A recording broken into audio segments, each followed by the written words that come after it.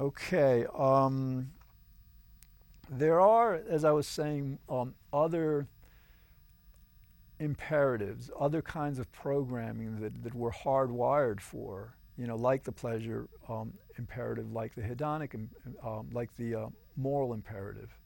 Okay. For example, we have a reason imperative, and it kind of goes along with the pleasure with hedonic imperative in the sense that like we what we consider when we're making a decision to be the most reasonable of two or more options, it gives us pleasure to be reasonable.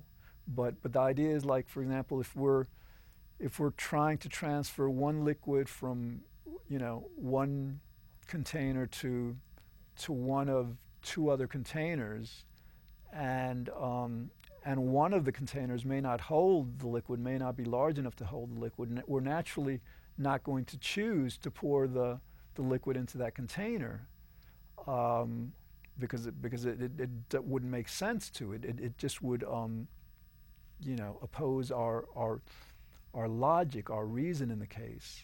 So naturally, we always do what we consider to be the most reasonable. Now,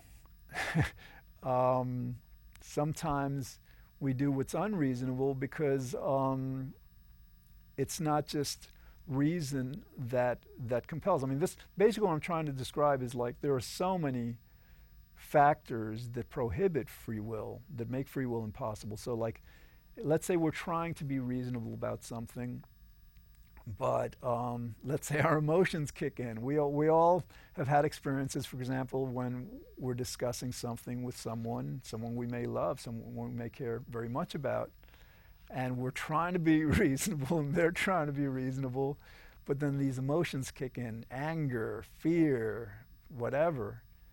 And then all of a sudden, we're trying to be reasonable, we can't, because like we're like the reason is overridden by this strong emotional component. So actually, that's another imperative, the emotional imperative. We are driven by our most compelling emotions.